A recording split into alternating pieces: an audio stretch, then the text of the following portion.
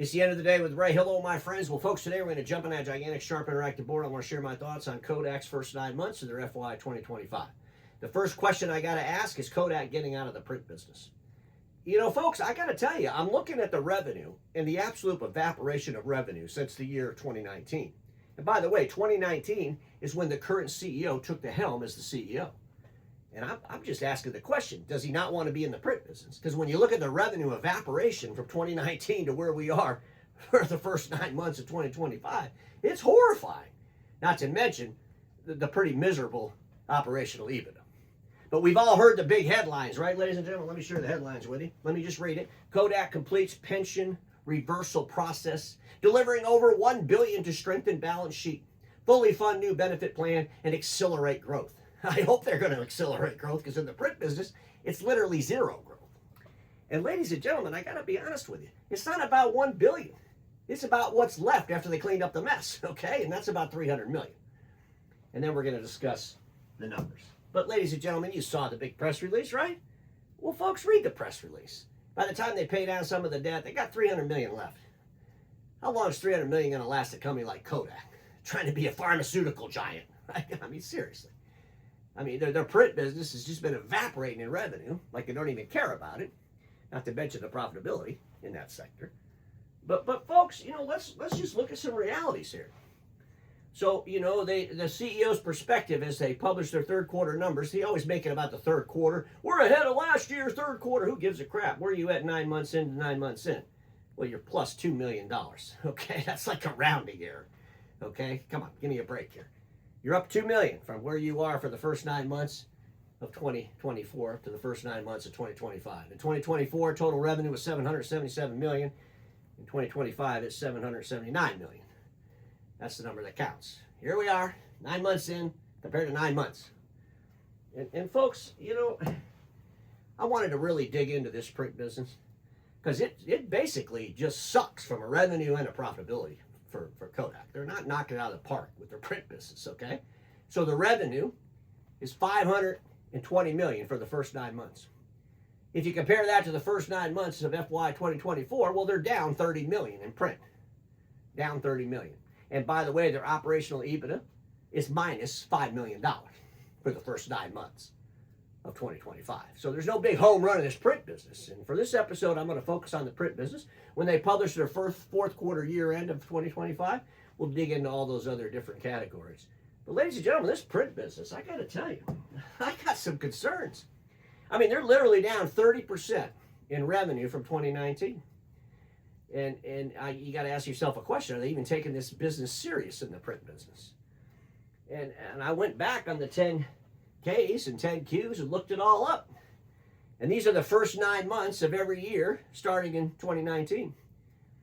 In 2019, the print business was $745 million for the first 9 months by itself, without any other categories. They broke it out into traditional printing and digital printing. They made some changes on those 10Ks and 10Qs. But ladies and gentlemen, in 2020, so the new guy takes over in 2019. In 2020, we go from $745 million in 2019 down to $592 million. Of course, you know, we had the global pandemic. We could blame that for that, right? I guess they weren't doing a lot of the stuff where the print was growing in the industrial space during the pandemic, right? Like packaging and all that kind of stuff. When we look at 2021, $667 million in the print business. And they grew from 2020. We came out of a global pandemic. In 2022, we're at $704 million. Seems like things are kind of going good. Well, that is till we get to the 9 months of 2023. What a disaster. We're down to $620 million. In 2024, first 9 months, we're down to $550 million. In 2025, the first 9 months, we're at $520 million total print business. $520 million from $745 million in 2019, the year the gentleman took over. So like I said, I don't believe he really gives a crap about the print business. I mean, the revenues are down $225 million or 30%. Not to mention, like the EBITDA's, you know, kind of really bad over there. I wanted to compare them to our friends at Ricoh, Konica Minolta, and Brother. You know, we know that Konica Minolta is in the industrial print space. I keep screaming, why the hell are you even in it? You know, so for their FY 2024, for the whole year, they did $303.6 million in the industrial print space. Like I said, it's ridiculous. Konica should just get out of that business. Ricoh did $296 million in the industrial print business for their FY 2024. Brother, in the Domino Group, that's their industrial print business, $823.6 million. Brother, I mean, I just think that's hysterical when you think about it. Brother's just now starting to get that thing profitable. They had some pretty big issues and hiccups in the Domino Group over the last few years. But our friends at Kodak, for their full year for 2024, the print business did $737 million. $737 million, and I don't even think they're going to hit that number this year. They're going to go down again probably by the time they end up the year.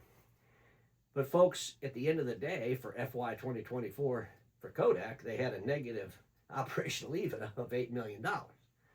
So, you know, yeah, they're bigger than Ricoh and Konica, which gives my argument that Ricoh and Konica should get out of the industrial print business. They're not bigger than our friends over there at Brother in their industrial print business. And quite honestly, do they really want to be in the print business? I asked my friends at Kodak. You know, I wanted to look around the world. Where's this revenue coming from? When you think about the print business, the industrial print business in the United States and Canada, North America total was $185 million so far for the first 9 months. It's not a very big business, is it, for 9 months in Americas? If you look at Europe, Middle East, and Africa, it's $211 million. You know, I mean, they're doing more in Europe, Middle East, and Africa than they are in North America, okay? And then you got Asia Pacific, Latin America. But 9 months in, we're at $520 million.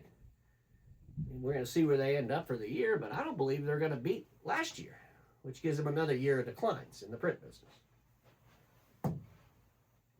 Ladies and gentlemen, I know that they talk a lot about these plates and stuff, and we'll get into more of that at the end of the year, but they talk about how, why are plates?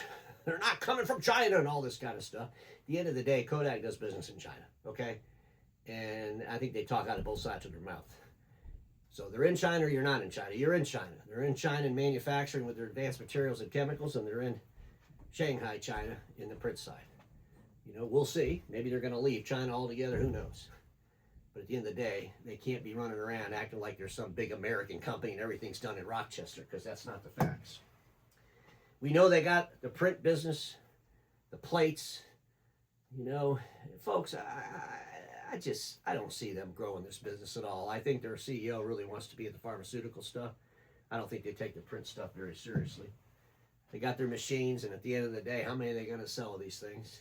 Are they really going to grow this thing? Because since he took office as the CEO in 2019, it's been nothing but decline, decline, decline, decline. It's fallen off a cliff.